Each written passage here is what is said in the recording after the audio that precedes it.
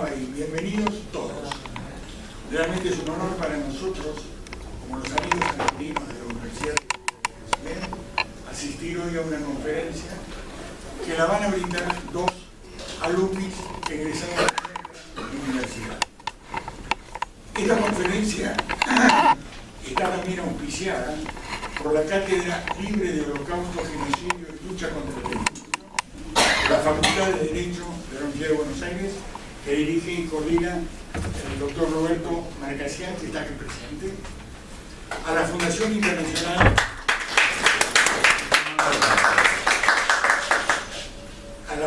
Internacional Raúl Wallenberg, de quien tenemos hoy la presencia de un sobreviviente de la Shoah, el señor Pablo Kemi, que le doy la bienvenida en nombre de todos. Presento a los disertantes. La doctora Laura Pomeranz tiene un BA en Literatura Hispanoamericana y en Historia del Arte de la Universidad de Jerusalén.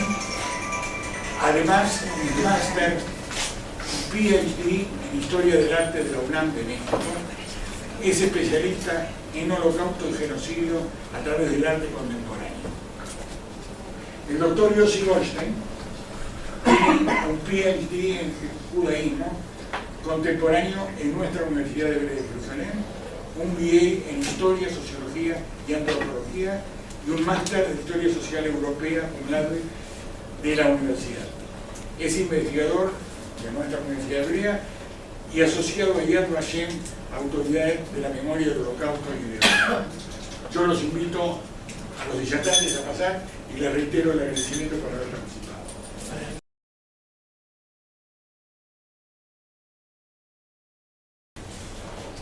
Grietas de una memoria, arte y holocausto. El holocausto ha sido un tópico estudiado ampliamente a través del arte, fungiendo de símbolo genérico o bien arquetipo de genocidios que se han ido suscitando. Las expresiones artísticas comienzan a reaccionar al acontecimiento bélico a partir de la década del 30 del siglo XX. La imagen, por favor. Tanto desde el marco concentracionario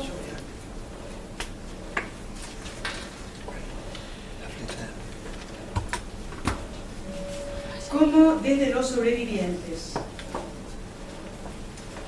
Avanza hacia los años 60 y se continúa proliferando en nuestras etapas contemporáneas, cuando de testimonio ocular el artista cambia de rol y adquiere la calidad de testigo, oyente o lector, enfatizando la recuperación de una memoria histórica a través de la sensibilidad estética. La siguiente. El tiempo de rememoración se ha prolongado más de 6 décadas, traspasando toda frontera. Antes de avanzar en nuestro objeto de estudio, otorgaremos el marco referencial del significado de la palabra holocausto. El término toma vuelo al finalizar la Segunda Guerra Mundial, relacionándose en particular al exterminio de los judíos europeos. Escasos son los momentos en los que se lo utiliza antes del año 1945. El Consejo Unido para la Ayuda de los Judíos de Polonia edita una revista en Jerusalén en 1940, dedicada al holocausto judeo-polaco, con reportes y artículos sobre la persecución. Luego, el escritor Saúl Chernichovsky ofrece un discurso 2 años más tarde en el Congreso de Escritores y Poetas Hebreos, titulado Orden del Holocausto Temeroso. En noviembre del mismo año, la agencia judía declara de manera oficial la existencia del Holocausto en el marco de la judería europea, siendo el historiador jerosolimitano Ben-Zion Nor uno de los primeros en usar el término desde una perspectiva histórica, al declarar al Holocausto como una catástrofe. Cabe rescatar el momento en el que el primer ministro británico Winston Churchill se refiere a la masacre de los armenios de manos de los turcos con el término holocausto en 1923, primer momento histórico en el que se utiliza la acepción. Si nos acercamos al término desde sus acepciones etimológicas griega y bíblica, encontramos un concepto desprendido de un ritual religioso. La traducción griega de la palabra hebrea olá significa ofrenda o sacrificio, y holocauston, holos, completamente todo, y caustos, quemados, cremado. Explicación proveniente de un antiguo ritual religioso en el que los animales se ofrecían a los dioses en sacrificio, quemándolos totalmente al fuego. Las ofrendas bíblicas se realizaban para recibir la gracia divina, obtener un favor de la divinidad, o bien como proceso de valor expiatorio. Los vocablos del Antiguo Testamento, entonces, van a oscilar entre sacrificio, holocausto, ofrenda, quema de la carne, expiación. Casi 40 años más tarde del exterminio nazi, su denominación adquiere la connotación que conocemos hoy, tras la traducción hebrea Shoah, catástrofe, devastación, desastre, la que se termina institucionalizando por el Parlamento israelí el 12 de abril de 1951 para designar su conmemoración e instaurarse como Día Nacional. En el ínterin, el jurista judeo-polaco Rafael Lemkin, como consecuencia de la Segunda Guerra, acuña el término genocidio. Coloca los límites para su catalogación, prevención y censura, así como amplía el panorama y la conciencia para la comprensión de las modalidades agresivas de victimarios sobre víctimas. Genocidio, en palabras suyas, es el crimen de la destrucción de grupos nacionales, raciales y religiosos. Su naturaleza misma está conformada por el Estado o por grupos de poder que tienen el respaldo del Estado. Por su precisa naturaleza legal, moral y humanitaria, debe ser considerado un crimen internacional. Finalmente, el Holocausto histórico va a quedar enmarcado singularmente por el genocidio judío hacia la década del 60, revelándose como arquetipo de los genocidios posteriores, a pesar de no ser el primero del siglo, actitud que lo liberará de alguna manera de sus límites hebreos, permitiéndole universalizarse. El nuevo carácter deshumanizado, su infraestructura organizada y originalidad en cuanto a las técnicas y tácticas concentracionarias y de tortura, acompañadas de la idea de solución final, perfilarán el nuevo capítulo de la historia de los siglos XX y XXI. Frente a tal situación, crece la exigencia de justicia social, el incremento de voces de libertad, así como las sublevaciones desde una enorme cantidad de latitudes. Al mismo tiempo, la difusión periodística y televisiva emprenden un camino que se ha ido exacerbando. El juicio Adolf Eichmann desde Jerusalén, por ejemplo, va a tener una cobertura televisiva en 1961, penetrando en la intimidad de los hogares al acercar uno de los perpetradores responsables de la solución final a un mayor público, a la vez que los televidentes comienzan a oír voces de sobrevivientes.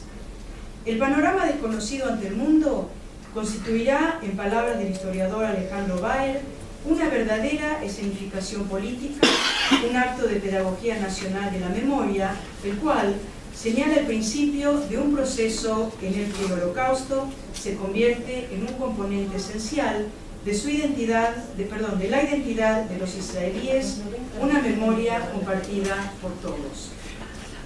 Siguiendo esta línea histórica, en 1963 y 1965 se suceden los procesos de Auschwitz en Frankfurt al incorporar al ciudadano alemán al escenario testigo de los juicios a los nazis. Por otro lado, Estados Unidos inaugura un capítulo nuevo al descubrir su propia diversidad étnica y religiosa y convertir la historia de su opresión o discriminación en fuente de identificación, apertura en la que la comunidad judía comienza a hacer pública la memoria del Holocausto. Elie Wiesel, escritor rumano, sobreviviente de Auschwitz y Premio Nobel de Literatura, acuña el término Holocausto con el fin de legitimarlo e insistir en preservar su singularidad como tragedia judía. Escoge el pasaje bíblico del sacrificio de Isaac, Génesis 22, como arquetipo de una cadena de sucesos que culminará con el exterminio nazi. al adquirir el patriarca Isaac la cualidad de primer sobreviviente del Holocausto, porque sobrevive la primera tragedia. Cabe señalar que es en estos momentos cuando el testimonio del sobreviviente y su memoria finalmente empieza a adentrarse en el discurso público a través de la narración de sus propias experiencias. Entre tales movimientos, la terminología se va sumergiendo en una dinámica constante, utilizando los conceptos de holocausto, Shoah y genocidio, hasta alcanzar en muchas ocasiones el término genérico de Auschwitz. Vamos a la siguiente. Ahora sí, nos adentramos en el análisis de uno de los más sensibles y profundos artistas que aborda la temática holocáustica. El fotógrafo norteamericano Shimon Arie ha incursionado a lo largo de su producción artística en la investigación de problemáticas histórico-sociales de acontecimientos pasados, con el objetivo de ofrecerles un lugar en el devenir histórico. Su arte conlleva una carga implícita de relación olvido-memoria, teniendo como intención evocar un recuerdo aparentemente relegado. Comienza por rastrear el proceso de pérdida que el evento ha suscitado, advierte luego la disyuntiva y finalmente eleva su ausencia. Veamos esta hipótesis a través de una de su serie de fotografía-instalación llamada La escritura sobre el muro, parte de un proyecto más amplio denominado Sitios no vistos, cuyo eje principal es la Shoah.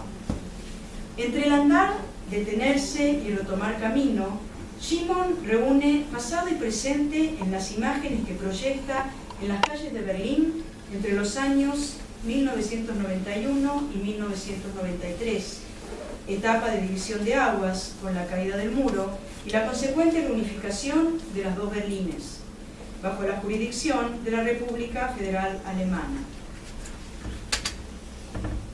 Para tal finalidad, el artista se nutre de fuentes documentales tomadas de los archivos locales de la década del 2030, siendo varias de sus imágenes refotografiadas y proyectadas sobre los edificios actuales.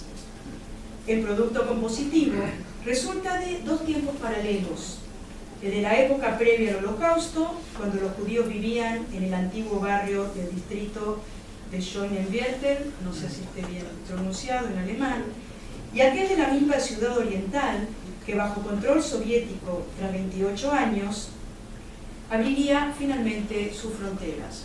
O sea, estamos hablando de una diapositiva refotografiada de los archivos, tomada de los archivos de Berlín, sobre aquellas fachadas de edificios donde habían vivido los judíos, de ahí que van a ver algo superpuesto, por decirlo de alguna manera, y ahí lo vamos explicando. No es casualidad que esto se hace después de la caída del muro y posterior a la reunificación, que también fueron dos momentos icónicos. Es en este intervalo entre el evento histórico y el momento de evocación contemporánea cuando se eleva la presencia de testigos que señalan las grietas que hasta entonces se mantenían olvidadas. Los personajes del pueblo hebreo vuelven a aparecer en sus entornos, sobre un soporte de corte socialista. Esto de soporte es un término muy de la historia del arte. Soporte es la base, puede ser la pared, un muro, un óleo, una pintura, el caballete, en fin, es terminología más de la historia del arte. De tal modo, la serie La escritura sobre el muro, siguiendo a Walter Benjamin, viene a actualizar un tiempo anterior. El filósofo judeo-alemán, en su tesis de filosofía de la historia de 1940, buscó en el presente una continuidad con el pasado, último plausible de liberarse desde un tiempo posterior que, aunque lleno de huecos históricos, elevaría recuerdos. El pretérito entonces seguiría reconstituyendo y desde el marco actual recibiría un grado de redención, saldando así parte de su memoria. De tal modo, el presente se carga de una cualidad reivindicatoria, responsabilizándose de aquel tiempo remoto que finalmente se elevaría en la superficie. Benjamin considera que es responsabilidad de los que viven en un momento actual voltear la mirada hacia atrás y poder de alguna manera reivindicarlo. Cuando digo de alguna manera, todos estos términos son muy sensibles para usarlo, pero bueno, algunos tenemos que usar para poder más o menos estar en sintonía, ¿no? Ponemos la siguiente. Mientras el artista camina por las calles de Berlín, se pregunta, y esto es una cita, ¿dónde se encuentra toda la gente desaparecida? ¿Qué fue de la cultura judía que alguna vez vivió aquí? Sentía la presencia de la comunidad perdida a pesar de los pocos trazos visibles que quedaban. La escritura sobre el muro creció de la respuesta acerca de la discrepancia entre lo que sentía, o sea, él era artista, y lo que no veía. Quiero decirles que el apellido Ati es sefaradí, pero del otro lado de la familia es ashkenazí. Quería darle una voz a ese pasado, traerlo a la luz, aunque solo fuera por breves momentos. Cierra la cita. Luego de los bombardeos de la Segunda Guerra y la posterior reconstrucción masiva de estilo socialista, las calles de Berlín Oriental cambian de nombre y de numeración. Eso es parte del estudio que el artista hace, tiene que ver cuál es cuál con la numeración nueva y que coincida con la vieja. El artista localiza los nuevos referentes, encuentra los espacios reconstruidos y proyecta las fotografías de archivo en blanco y negro sobre los edificios actuales a color. Las proyecciones, inscripciones en el campo visual del presente, se prolongan durante un año, mientras que el evento en cada calle dura 2 o 3 noches. A su vez, el artista fotografía las imágenes resultantes, que son todas las que estamos viendo, perpetuando aún más el testimonio documental, fuente de nuestro análisis visual. El barrio judío, cerca de la Alexanderplatz, habría fungido de espacio para la clase trabajadora hacia las primeras décadas del siglo XX y posteriormente como receptor de una fuerte huella bajo el antiguo régimen comunista. ¿Otra más? El nombre del barrio deriva de la palabra Scheune, graneros, construidos en patios durante el siglo XVIII y XIX para albergar a los animales de la granja traídos por la gente que llegaba del campo. Por otro lado, tenía reputación de ser un barrio de enfermedades, prostitutas y mercaderes en negro, así como ámbito de inmigrantes rusos y polacos desde el gran flujo migratorio de principios del siglo XX. Veamos pues qué sucede con las imágenes de la escritura sobre el muro en épocas contemporáneas. En primera instancia, sugieren una narrativa doble, cuyos tiempos corren paralelos en un espacio público que funge como museo, como si uno caminara y estuviera viendo una o más obras de arte. Al tener colgadas aquellas representaciones encandiladas por la luz emitida por las diapositivas, que quiero decirles que era una luz terriblemente fuerte que la gente lo podía ver de a varias cuadras, veía que algo estaba pasando a 3-4 cuadras. Peatón o coche que atraviese las percibiría a distancia. En ocasiones producen sombras cuales manchas fantasmagóricas aunadas a la textura de la pared original.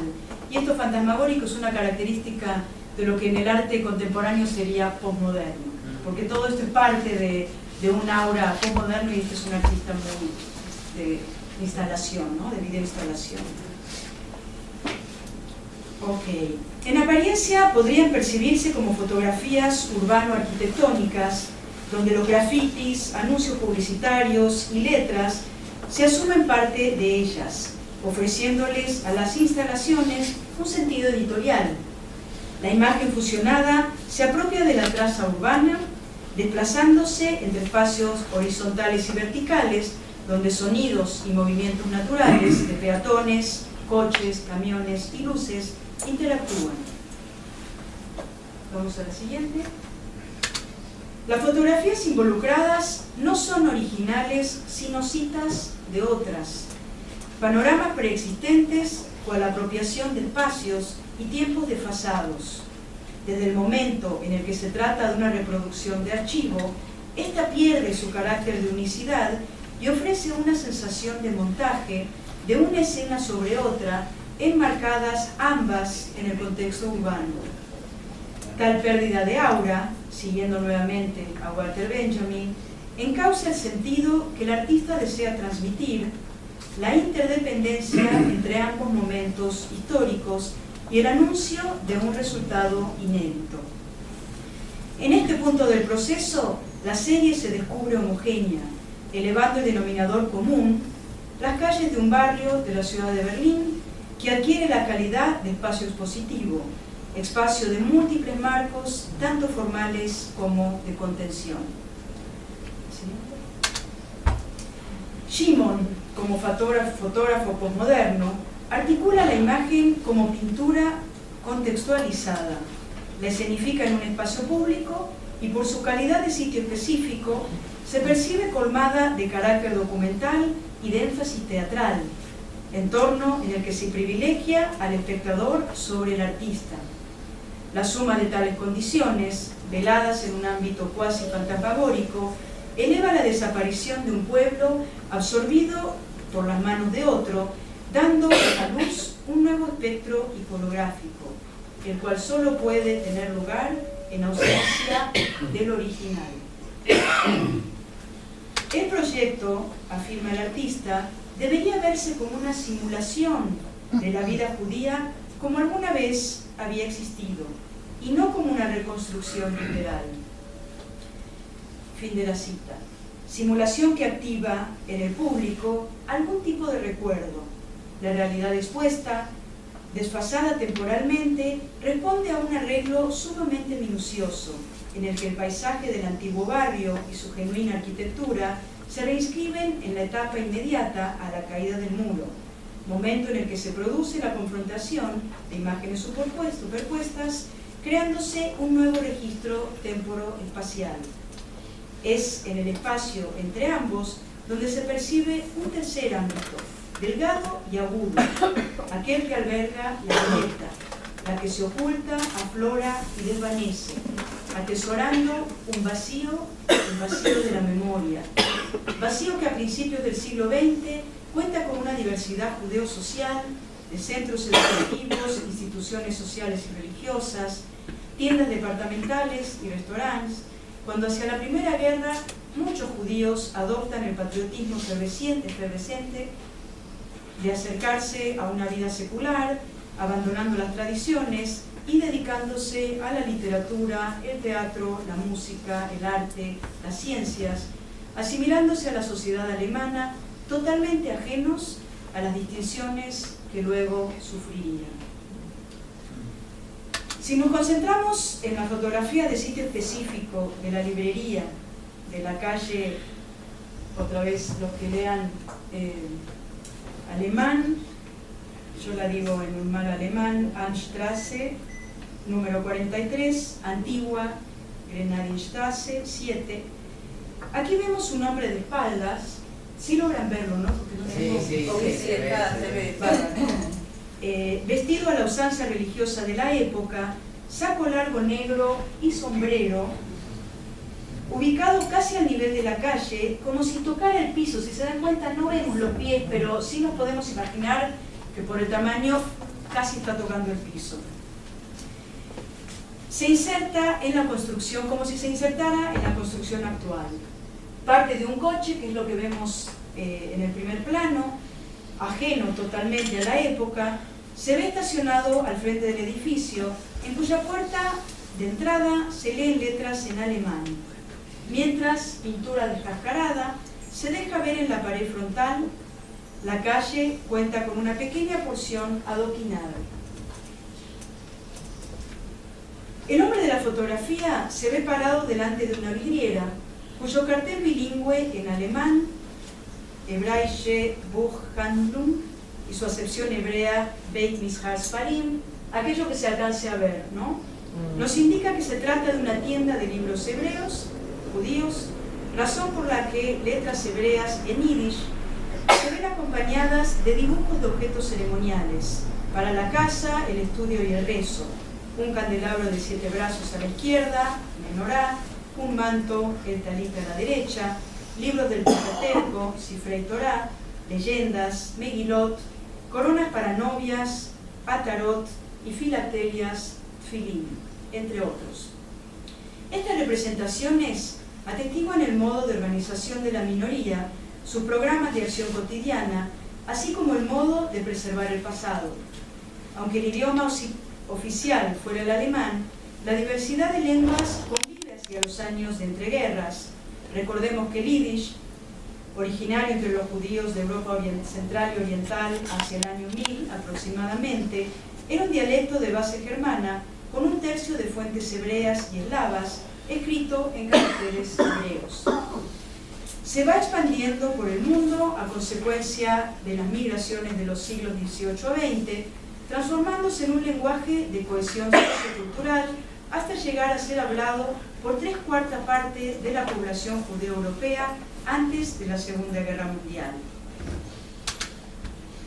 Las fotografías refotografiadas del Archivo Federal Alemán se superponen a la arquitectura de uno de los barrios receptores de la fuerte huella bajo el régimen de la República Democrática Alemana, reflejando el mosaico social berlinés en general y el judío en particular. Es entre ambos momentos donde aflora aquella grieta acallada, señalada por nuestro artista, quien viene a corroborar un tiempo remoto como si desempolvara las capas de la consigna nacionalsocialista, la que también pretendiera borrar testimonios, y más en esa época, y a modo de documento quisiera validar aquello que se mantuvo escondido. ¿Cómo lo lleva a cabo el artista? Simula en principio una situación por medio de la superposición de eventos históricos, luego construye algo así como una estética de ecos bélicos, omitiendo todo referente de violencia, tortura o trauma, y finalmente, en aquella coyuntura de reunión y reunificación, reconstruye 2 etapas paralelas. Como resultado, obtendremos la creación de un nuevo registro, como ya mencionamos, el que sutilmente juzga el proceso histórico y dirige su mirada hacia atrás cuando el judío cuenta con libertad de movimiento en las calles de su propio barrio. En este registro, nadie se encuentra ausente, salvo el vacío de la guerra, escondido tras la delgada grieta, la que se dilata al ser señalada, grieta que no cesará su proceso de memoria mientras se mantenga proyectada la imagen e interactúe con el espectador peatón, quien tendrá en sus manos recrear los recuerdos, proveer alguna actitud casual, instantánea, sincera o no, de compromiso o indiferencia. Y estos adjetivos los digo por una charla con el artista que tuvo encontronazos mientras estaba proyectando las imágenes. A modo de conclusión, en la reconstrucción de la memoria del vacío dejado atrás, Berlín adquiere un escenario sumamente particular. No solo provee el marco temporal entre las 2 guerras mundiales, sino también el lapso de construcción del muro hasta su destrucción, nódulo candente de la Guerra Fría, cuando se eliminan los nombres socialistas a favor de los patronímicos anteriores, a menudo antisocialistas. Se tiran abajo edificios, se replanifica el Potsdamer, la Leipzigplatz del Berlin Mitte y se desmantela nada más y nada menos que el servicio secreto Stasi. La última, o la anteúltima. En este ámbito de parteaguas, Shimon Atiyeh propone una relectura de la ciudad en plena transformación urbana.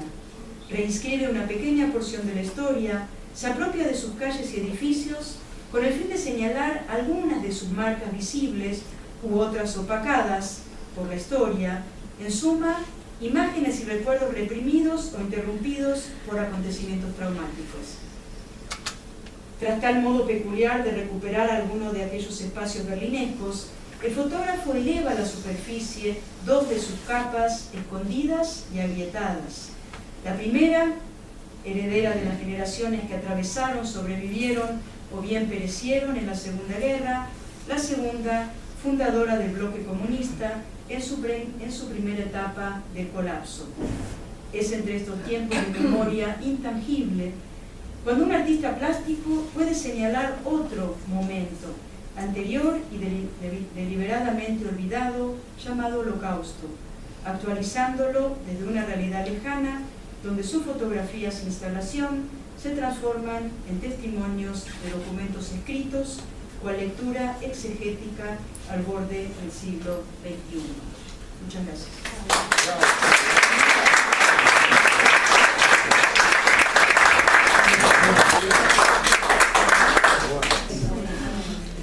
Bueno, continuamos porque la idea es dejarles un espacio para comentar y preguntar. Como ya pueden palpar, la perspectiva hoy en día de encarar el Holocausto es interdisciplinaria o multidisciplinaria. Yo vengo de otro campo, el campo de la historia del siglo XX, historia judía contemporánea, historia europea, y vengo de mi especialización en los últimos años, que es memoria y representación del Holocausto. Es decir, son dos espacios totalmente diferentes. El espacio de la memoria, como historiador, nos restringe, nos deriva la documentación a las fuentes primarias, a disposición nuestra, la crítica, al diálogo entre historiadores, mientras que desde la sociología ponemos hincapié no en el pasado sino en el presente. Y dado que la Shoah es una interacción, hoy en día la memoria del Holocausto es una interacción entre pasado y presente, necesariamente tiene que encararse interdisciplinariamente. Cuando en realidad yo me preparé para comentar o para continuar a Laura sin conocer su charla previa, solo que iba a presentar especialmente a este extraordinario fotógrafo Shimon Atiyeh, desconocido. Y así como Shimon Atiyeh hay muchísimos artistas dedicados a la representación en los distintos campos, porque arte obviamente también abarca otras áreas. Yo voy a dar algunos ejemplos, por ejemplo, de la cinematografía, de las esculturas, la museología, pero partiendo de la base de que lo que estamos debatiendo, dilucidando hoy, es no un estudio del Holocausto, sino de su memoria y representación en nuestros días, entendidos nuestros días desde una óptica, por lo menos de la última generación, 20, 30 años. Lo que los sociólogos denominamos la era de la globalización. No es casual que Laura se refirió a un fotógrafo postmoderno, ¿sí? En el cual el diálogo presente-pasado es una dinámica que se repite en muchos otros artistas. Solo unos comentarios, no a modo de crítica, sino de complementar lo que dijo Laura. Los historiadores y sociólogos hoy en día ampliamos el espectro de estudio de los genocidios del siglo XX. Y con respeto a mis colegas de la cátedra también de genocidio armenio, hoy consideramos, y así lo dilucidamos en un reciente congreso internacional que se llevó a cabo en la Universidad Hebrea, en nuestra universidad, a fines de junio, hace poco tiempo, sobre holocaustos, genocidios y masacres masivas del siglo XX, estamos más y más incorporando que el primer genocidio del siglo XX no fue el armenio, sin menospreciar, vuelvo a insistir, históricamente hablando, sino el cometido por Alemania del Segundo Reich, no del Tercer Reich de Hitler, en la colonia del sudoeste africano, llamada Namibia hoy en día, diezmando, masacrando en forma sistemática, con metodología primitiva aún, ¿sí?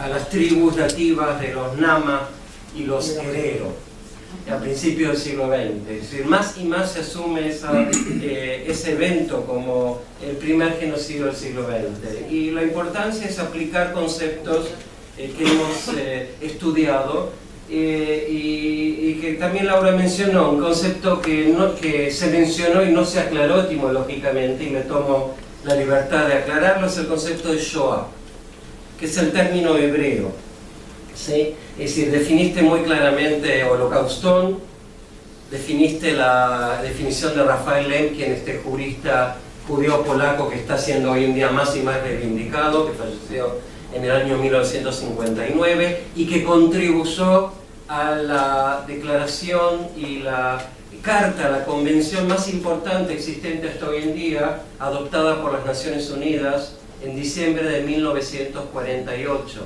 que es la Carta de Prevención y Sanción de Genocidios, ¿sí? Esto está avalado internacionalmente ya desde el 48, es uno de los grandes logros de Raphael Lemkin, que logró fugarse de Polonia, su país natal, a Suecia y luego a los Estados Unidos durante la Segunda Guerra Mundial.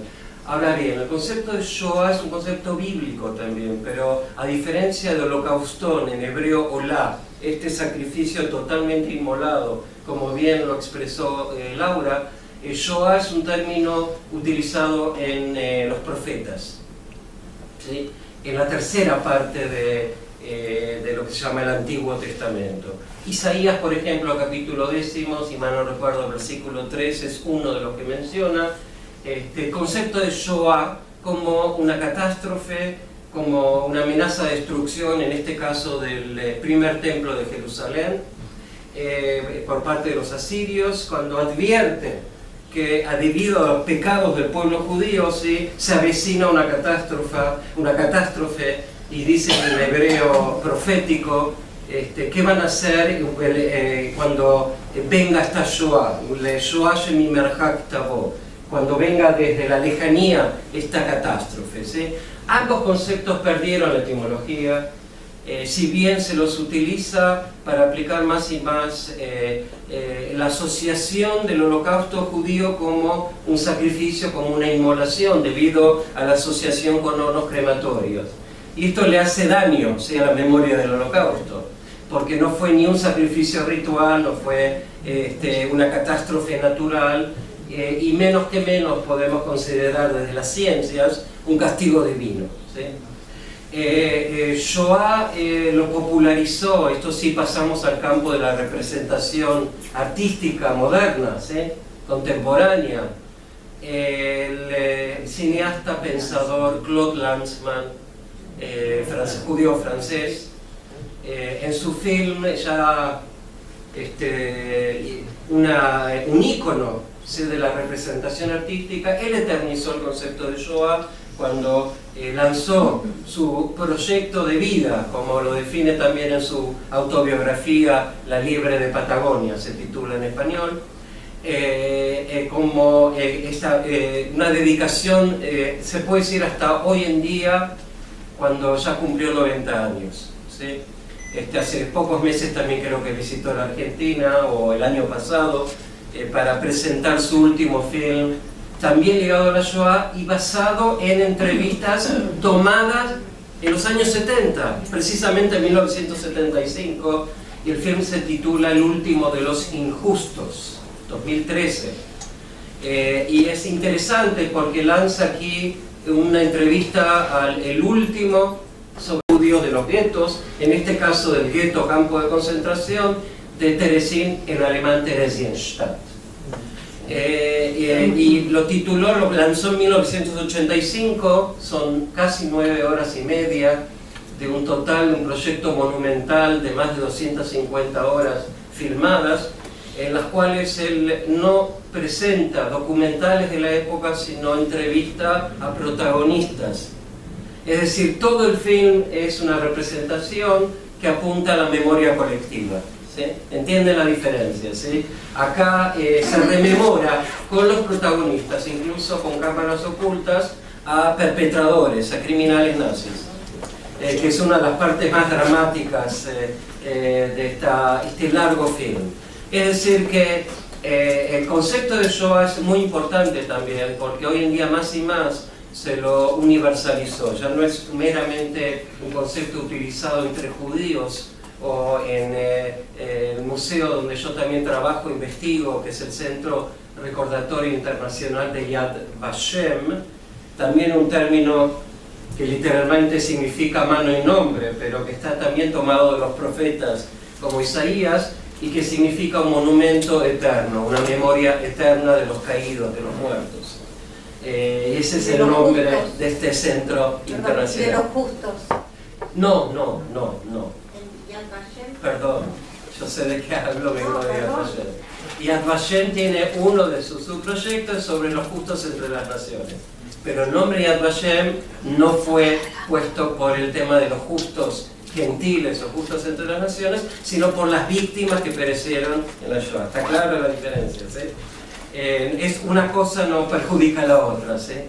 Pero el Yad Vashem no es por los justos, sino es por el mandato nacional también que mencionó Laura. En realidad insinuó al hablar de la ley de 1951. En 1953 la Knesset, Parlamento israelí, proclama la creación de este instituto, centro de recordación del Holocausto y el heroísmo. El mandato era investigar y representar, y esto llevó a la construcción de un museo en los años 60, que en nuestra era de representación artística caducó ya como museo con viejas fotografías, y se convirtió en un nuevo museo, de hecho compitiendo con otros museos creados en la era más contemporánea nuestra. Por ejemplo, el Museo Federal, el Memorial de Washington, Museo Federal, inaugurado en 1993.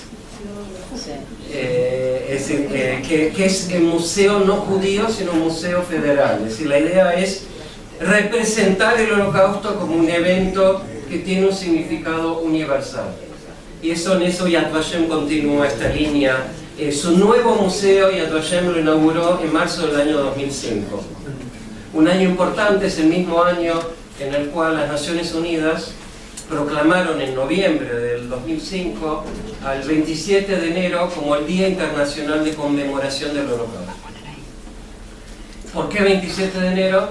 27 de enero del año 1945 se liberó, entre comillas, porque de hecho se abandonó previamente, fue encontrado por el Ejército Rojo Soviético el campo, o en los múltiples campos, este universo llamado Auschwitz, que en realidad la principal masacre no se produjo en Auschwitz I, sino en Birkenau, conocido como Auschwitz II. ¿Sí? Y ya había Auschwitz III, donde trabajó, por ejemplo, Elie Wiesel, la fábrica Buna Monowitz, Buna de IG Farben, de la empresa química IG Farben. ¿Sí? Es decir, y aparte había como 40 campos de trabajo que eran satélites del campo madre de Auschwitz. Es decir que, como bien dijo Laura, Auschwitz se convirtió en el concepto genérico, ¿sí? Más allá del Holocausto, Shoah y genocidio, y nos demuestra la importancia de las representaciones artísticas en nuestros tiempos, ¿sí? Mencioné Shoah en el campo cinematográfico, la memoria de la Shoah sin la lista de Schindler, de Steven Spielberg, de la misma época que se inauguró el Museo Federal de Washington, sería inconcebible. Me refiero al fin del 1993, comienzos de 1994, todo se ubica en este film. En realidad se basa en una investigación de un historiador australiano totalmente desconocido, Thomas Keneally, quien lo publicó 10 años antes el libro, y Schindler compró sus derechos. Durante muchos años no hizo nada, hasta que decidió rendir homenaje a sus padres, haciendo un film que él pensó que no iba a tener ningún éxito, y que demostró que acá estamos en la era, como dice la escuela francesa de la memoria colectiva, más recientemente, en los años 80, 90, Pierre Nora, ¿sí? O en el campo judío, Yosef Haim Yerushalmi con su famoso libro Zahor. Recuerda cuando investiga la importancia de la memoria, de la recordación como mandato divino en las fuentes judías y en la historia judía, ¿sí? Yerushalmi, ¿sí? También viene de la escuela francesa. Y lo que estamos viendo es una transición de representaciones como fotografías hacia una conversión de en lugares de la memoria, lo que Pierre Nora definió como lieux de mémoire, los lugares o espacios de la memoria que generalmente están ligados al pasado, ¿sí? No es que, y la idea también a tiempo, entiendo que es no proyectar la fotografía en cualquier pared, ¿sí? Sino específicamente y lo más exactamente, porque Berlín fue casi totalmente destruida, ¿sí? Hacia el fin de la Segunda Guerra Mundial, en lo que era aproximadamente la dirección original de estos lugares del pasado, ¿sí? Esto me recuerda a otro gran artista, allá fuera del campo del cine. En el cine podemos nombrar decenas de películas, es otra charla, ¿sí? Pero no podemos dejar de mencionar el año 2002, El pianista de Roman Polanski, que es la historia, basada en una historia real del pianista Vladislav Szpilman, ¿sí? Que sobrevivió. Todos vieron el film, vieron cómo sobrevivió, en qué coyuntura y circunstancia, también por un oficial alemán. De hecho, no es que lo salvó, pero no lo mató. Y le dio pie, fíjense, es un héroe porque no lo mató. La expectativa era que lo mate cuando lo encuentra entre las ruinas de Varsovia. Ahora bien, me refería al proyecto alemán, ya que quizás es más afín a lo que nos presentó Laura antes, el del artista Günther Demnig, que se llama Stolpersteine. ¿Escucharon hablar? Sí. Las piedras, las baldosas famosas que cobraron vuelo desde Berlín, pero trascienden hoy en día toda Alemania y Austria, y ya se están viendo en otros lugares de Europa. Cuando la idea es por 120 euros una donación, lo que pones con autorización municipal y de los vecinos, un ladrillo de metal con el nombre de la persona o la familia que vivió en ese edificio antes de la Shoah. Es un proyecto que se adoptó de otra manera, a veces de una manera vulgar. En Argentina, por ejemplo, con los caídos, las víctimas del atentado a la AMIA en la calle Pasteur, que da vergüenza a veces ver esos nombres. Cuando intentaron también agregar, sumar a eso los árboles, rememorando también a Yad Vashem y la arboleda de los justos, esto sí, el nombre de los justos entre las naciones, así que tanto también caracteriza Con los desaparecidos también se hizo. También, sí, se está haciendo más y más, exactamente. Eso se toma del modelo de este artista alemán, Günther Demnig. Lo pueden ubicar fácilmente también en internet, ¿sí? Stolpersteine, ¿sí? Dice que tiene tantos pedidos que hasta 2017 ya no puede hacer más adoquines por el momento. De tanta gente que le encarga. Esto refleja lo que Nora definió desde los años 90 como la explosión de la memoria colectiva.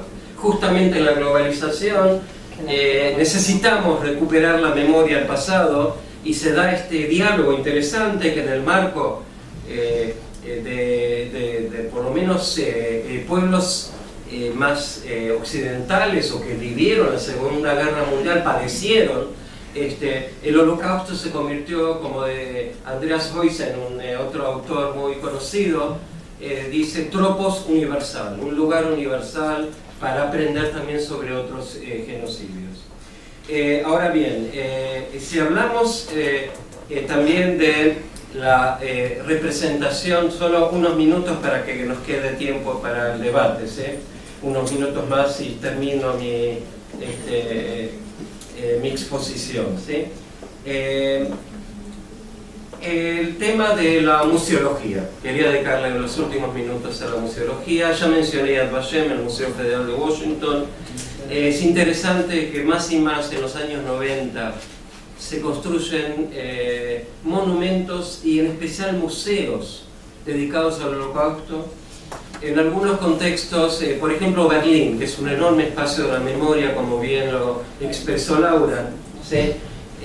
No podemos visitar Berlín sin ir al al arquetipo de lo que es la representación, que fue muy polémica en los principios de los años 2000 de nuestro siglo, que es las 2711 estelas, como Maceibot, como lápidas sepulcrales, de Peter Eisenman, un artista judío norteamericano, ¿sí? Y con un museo subterráneo dedicado a los testimonios también de sobrevivientes y de protagonistas de la Shoah y la Segunda Guerra Mundial. Pero a nivel arquitectónico es algo, es realmente un tropos universal. Está pegado casi a la Puerta de Brandenburgo y hoy en día compite con la Puerta de Brandenburgo en la representación cultural de Berlín.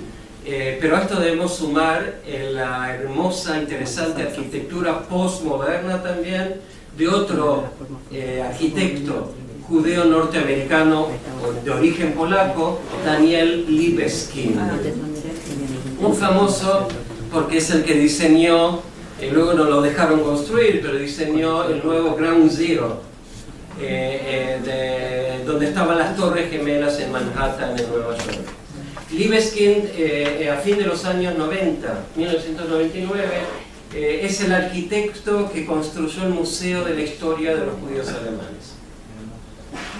Y lo pegó, es una arquitectura, ¿por qué postmoderna? Porque la geometría es muy dispar, se juega con la geometría, otros conocerán también a Frank Gehry, por ejemplo, que generalmente no se dedica a la temática del Holocausto. Estuvo a punto de construir el nuevo museo, todavía no inaugurado en Jerusalén, de la tolerancia. Que en pleno centro, corazón de Jerusalén, que fue muy polémico por diversas razones, y luego abandonó el proyecto. Tiene otros proyectos de que no se dedica tanto, por ejemplo el Guggenheim de Bilbao, ¿sí? Que es el más conocido de él. Ahora, volviendo a Daniel Libeskind, una arquitectura como un Maguen David, una estrella de David judía desestructurada. Y eso es también un símbolo postmoderno por excelencia. Y adentro toda la arquitectura de la primera parte está dedicada al Holocausto, recién después a la historia de los judíos alemanes. Otro ejemplo lo podemos encontrar en la ciudad de Varsovia, en Polonia, que en los últimos por lo menos 10 años o 15 años sigue los pasos de Alemania en tratar de recuperar la memoria del Holocausto. Lo hace de un modo muy particular, especialmente con el actual gobierno, que es no es de coalición, sino de un partido de derecha nacionalista católica, que tiene decisiones muy problemáticas recientemente, ¿sí? Pero que respeta la memoria de la Shoah, respeta la memoria de las víctimas, pero acentúa hoy en día más y más la importancia de polacos católicos que salvaron a lo que ellos llaman polacos judíos. Es decir, en la memoria, en la narrativa, acá se dice el relato actual, para ellos los 3 millones de judíos polacos que los alemanes y sus colaboradores en la Segunda Guerra Mundial masacraron, eran de hecho polacos de fe judía, que está totalmente contrapuesto a la percepción que tenía el polaco no judío del polaco judío en los años 30 y los años 40, o incluso en los años 50, en plena era comunista. ¿Sí? Puedo mencionar como ejemplo, porque se conmemoró en el pasado mes de julio 70 años del gran pogrom, es decir, ataque antisemita, masacre de judíos sobrevivientes en la ciudad de Kielce, en el sur de Polonia, el 4 de julio de 1946, mataron a 42 judíos sobrevivientes basados en un rumor de que habían cometido un asesinato ritual, es decir, al estilo del libelo de sangre medieval. 1946. Es decir, rescatar la memoria es muy bueno. ¿Sí? Yo hablo más de la memoria polaca con la memoria judía. Son memorias confrontadas. Es un interesante caso, ese es mi concepto, de memorias confrontadas que no siempre se encuentran y se comprenden. Un segundo abro el debate, ¿sí? Porque realmente quiero darles 15 minutos. Pero es interesante, se inauguró hace 2 años un museo casi totalmente financiado por la Municipalidad de Varsovia y el Ministerio de Cultura de la nación polaca, extraordinario, interesante, con una percepción muy particular que es de la historia de los judíos polacos, con la narrativa de 1000 años de presencia judía en Polonia. ¿Sí? Y el museo se llama Polin, del hebreo, basado en un cuento típico del Premio Nobel de Literatura que vivía cerca de mi casa, Shmuel Yosef Oshai Agnon. Es una leyenda preciosa. ¿Sí? Ok, abro el debate. Luciana, ¿no? Sí, no, que te quería decir que en los DVDs de Lanzmann, cuando los polacos hablan de los judíos deportados, no hablan muy bien. Es bastante chocante cómo lo tratan el asunto. Sí, a lo por sumo ejemplo, dicen que las extrañan porque las mujeres judías no trabajaban, eran lindas y no hacían nada y se cuidaban. Y con un cierto resentimiento las mujeres polacas dicen, y yo tenía que vender huevos y gallinas. Hay como un choque en el testimonio de Lanzmann de los polacos con los judíos. Sí, Lanzmann lo acentúa también, por supuesto. Sí, pues fue una elección de Lanzmann acentuar eso y no otras cosas, otros testimonios. Pero muchas gracias, sí, adelante. Bueno, hablando... Laura, ¿podés venir a ver? Porque son preguntas para ambos, ya no es mi espacio, no es pregunta. Es el espacio compartido, adelante. No es pregunta, es un comentario relacionado con lo tuyo, ¿no? No directamente con la representación histórica o fotográfica, sino con este contraste permanente. Yo me acuerdo cuando fue el atentado a la AMIA, la periodista en la radio, no recuerdo en qué radio, dijo, bueno, los muertos son 70 judíos y los demás inocentes. O sea, los judíos... Algo tuvieron que ver. No eran inocentes. Los Eso lo dijo el inocentes. presidente de la Nación, no una periodista. Eso lo dijo el presidente de la Nación y una periodista fue la que lo retransmitió. Esto lo dijo el presidente. Sí. Exactamente, lo dijo el presidente de la Nación, exacto. Y Magdalena Ruiz Iriazú a las 7 de la mañana del día 19 lo retransmitió y quisieron hacerle juicio y no pudieron hacer nada. No, pero yo no lo escuché de Magdalena, No lo escuché de Magdalena. Bueno, yo te digo porque yo... Está en YouTube, porque yo lo busqué, está Bueno, yo te digo, lo viví. esto es lo que está Okay. en el relato colectivo subyacente, en el imaginario colectivo. En Argentina, 70 años después, 60 años después. Sí, sin duda. No obstante, Argentina es el único país latinoamericano en lo que se llamó, a partir del año 2000, el Foro de Estocolmo, y se llama Alianza Internacional para la Rememoración del Holocausto, que la componen 31 países, y hay un compromiso desde la presencia de Fernando de la Rúa y luego Néstor Kirchner, que se manifestó en un compromiso que no se cumple necesariamente, que se adoptó en el Consejo Federal de Educación en el año 2009, de introducir el estudio del Holocausto con su singularidad, como bien lo mencionó antes Laura, judía en contexto de la Segunda Guerra Mundial, en todo el currículo oficial de la escuela. No se cumple en absoluto. Bueno, yo como capacito también docentes, sé que se cumple, se empezó a cumplir en Córdoba, hace 4 hubo intentos en Mar del Plata, Santa Fe ya es el segundo año que se capacitan docentes provinciales. Hay un compromiso de Entre Ríos también, venimos de allá visitando con Hanna, la directora ejecutiva de Amigos de la Universidad Hebrea, con altas autoridades, pero hay una decisión ratificada el año pasado del Consejo Federal de Educación que por la estructura y los debates todavía casi del siglo XIX entre el centralismo y federalismo, ¿saben qué? No se cumple en la ciudad de Buenos Aires. Empecemos por eso. Ahora sí. Perdón, quería preguntar, ¿qué diferencia habría entre el término Shoah y Azón en hebreo? Corazón también creo que es tragedia. Pero Azón es cualquier tragedia, cualquier, no es catástrofe, cualquier tragedia realmente. Azón puede ser un accidente también automovilístico, Claro. en el caso de la vida, ¿no? Pero, un segundito.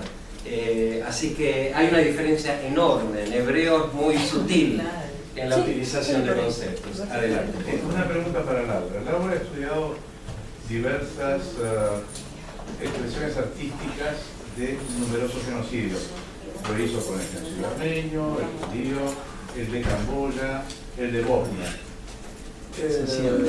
¿Hay elementos en esta expresión artística? ¿Hay algún tipo de constante que aparezca en los artistas de todas estas, de todos estos desastres de la humanidad que digo?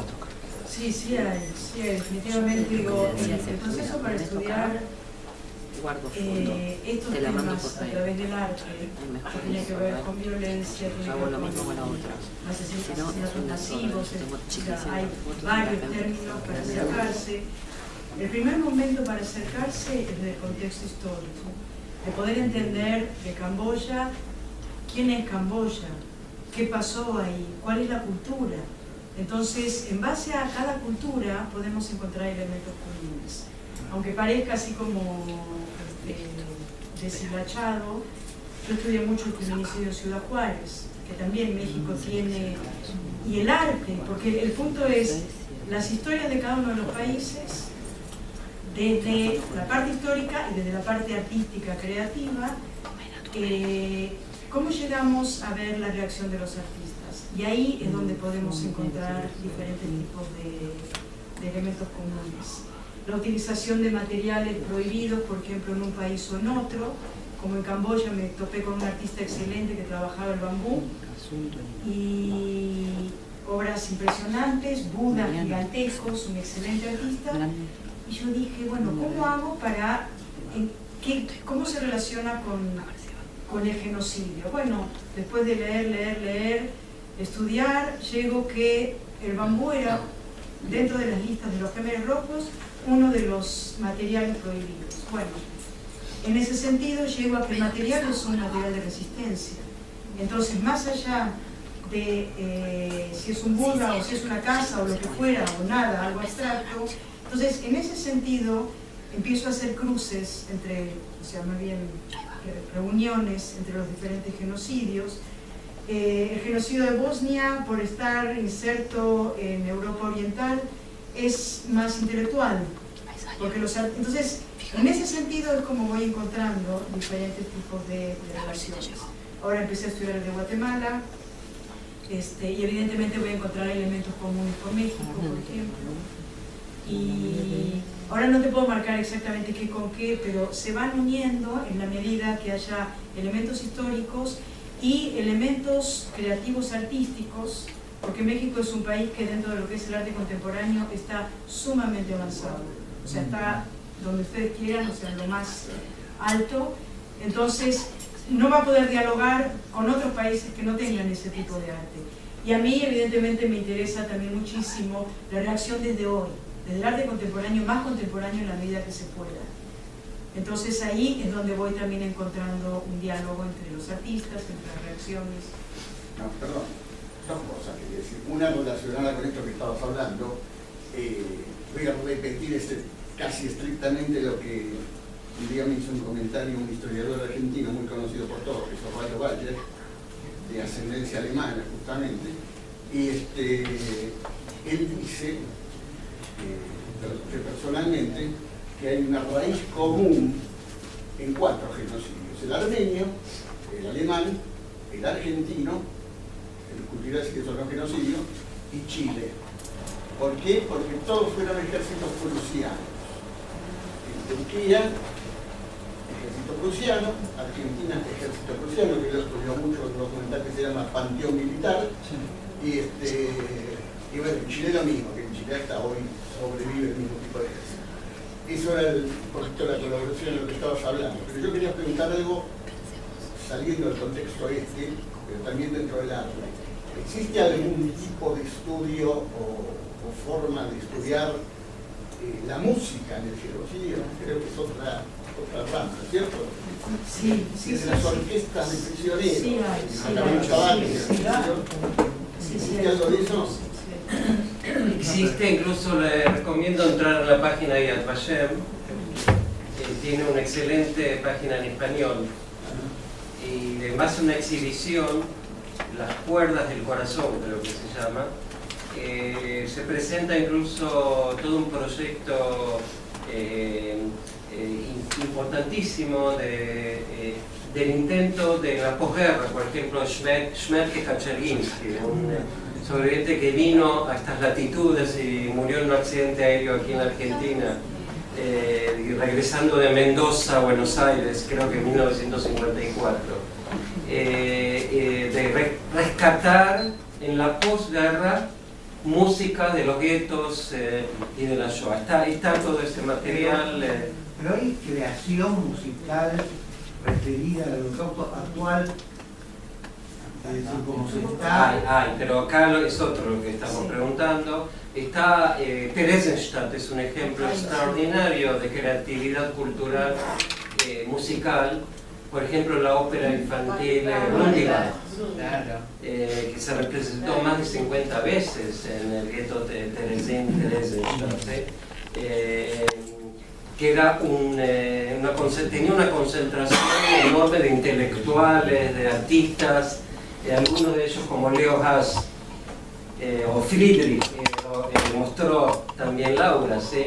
Así que por supuesto existe y está investigado. Nosotros tenemos una musicóloga que siempre invitamos a Yad Vashem, que expone sobre las canciones de los guetos, y se llama Tamar Machado, que la convocamos en Yad Vashem. Acá tenemos egresados que pueden atestiguar ahí atrás. Así que sí, hay mucho. Con respecto a lo anterior, ¿sí? Es interesante, ¿sí? Quiero permitirse agregar algo. Yo agregaría que también el primer genocidio del siglo XX de los Herero y los Nama fue hecho por un ejército prusiano, y el Reichskommissar, el gobernador de la colonia alemana del sudeste africano, se llamaba Goering, von Goering, el padre de Hermann Goering, así que está el palo, está la astilla. En el arte quizás tenés para respondernos más. Yo creo que también a nivel artístico, por lo menos museológico, encontramos algunos denominadores comunes. Generalmente hablamos de etapas hacia un proceso genocida que empiezan con deshumanización. Lo vimos en Ruanda, también nosotros trabajamos mucho el tema de Ruanda en 1994, cuando se empieza a deshumanizar a los tutsis como insectos. La primera etapa que fue previa al genocidio. Te hago una pregunta, pero es una pregunta más bien crítica. Cuando terminás de hacer el recorrido en Washington, en el Museo del Holocausto, y después de haber sufrido 3 horas porque la pasás muy mal, entras al salón, otros genocidios, otros holocaustos, y es muy pobre la información que hay. El genocidio armenio ni siquiera aparece. No, el otro genocidio, el de Ciudad.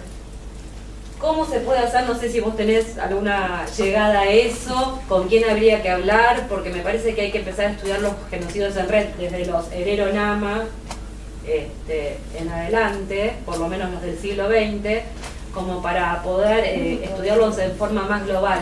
A mí me pareció tristísimo que la información fuera tan pobre cuando llegaron. Tenés el ejemplo contrario en Ciudad de México, DF. No lo conozco. El Museo de la Memoria y la Tolerancia, que es el estilo del Museo Wiesenthal, cuyo punto de partida realmente son genocidios más actuales. Sí. Y ahí, después de una mala exhibición, yo digo como historiador, mala exhibición sobre el Holocausto, que es bastante grande, pero tiene serios errores, pasás a otros genocidios y tenés Lemkin, el genocidio armenio, tenés Guatemala, y terminas con acoso sexual, feminicidio, que esto para mí es una desvirtuación del concepto de genocidio, con todo respeto a tu estudio de feminicidio. Son dos categorías diferentes que se mezclan mucho hoy en día. Te lo digo de alguna manera porque vos en los genocidios, por lo menos yo personalmente, encuentro padrones. Claro. Y yo, del lado de mi familia, no soy armenia, a Alepo no puedo ir, del lado de mi madre, y en Esmirna los subieron a todos al bote, gracias a Dios, con un boletín de escuela norteamericana, y acá estoy yo. Entonces yo no hay mucho que les pueda explicar a mis hijas gráficamente. Lo más gráfico que se me ocurrió fue, como te reías hace un rato, fue llevarlas a Auschwitz, a Dachau, a Birkenau. Lloraba casi. Porque si bien no los campos de concentración armenios eran más bien tiendas de campaña y no había edificios ni se tomaban edificios de regimiento como Auschwitz I, es nomás similar como para que mis hijas entiendan lo que fue el genocidio armenio. Entonces te lo pongo también un poco en ese sentido. Bueno, pero eso es un desafío para el pueblo armenio también. Sí, pero es un desafío para todos también. Que es un pueblo cristiano, un pueblo histórico, y que realmente, porque si entramos en la competencia, ¿qué museo puede? No hay ningún museo puede incluir a todos los genocidios modernos. No, pero aparte, por y ejemplo... Ayer, por ejemplo, lo mencionan más que antes, pero no es su mandato. Y recientemente por colegas míos de la universidad fue criticado que no hace suficiente para enseñar otros genocidios. Sí. Sé que en el debate Congreso, abierto en Israel también. En el último congreso hubo bastante bulla. No sé si fue el que mencionaste vos. Incluso previa, en la prensa. Sí, en la previa, personalmente. Sí, sí. De hecho, yo me refiero al genocidio armenio, pero vos tenés atrás a los asirios. Por ejemplo, David Gant, que es de Suecia, y él es un académico que estudia los asirios, y dice, los asirios ni siquiera se ocupan en reivindicar su genocidio, porque lo único que hacen son iglesias y rezan.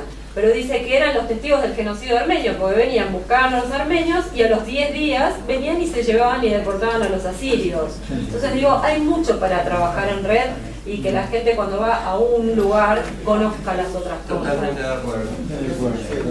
Bueno, les agradecemos que hayan venido.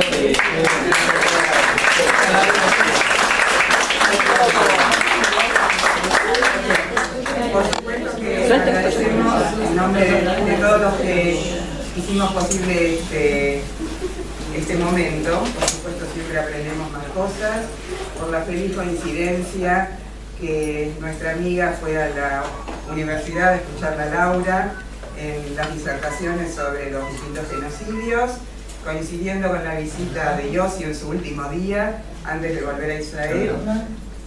¿Perdón? Muy buena.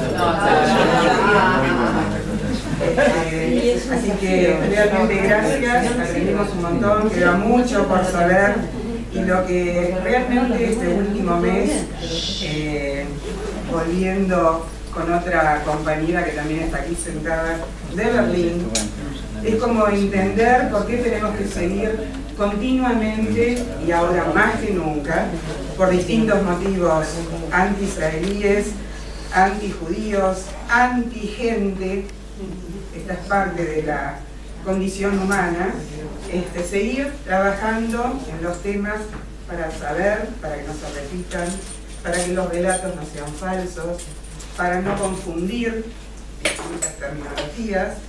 Así que sigamos aprendiendo, estudiando, y gracias por compartirlo.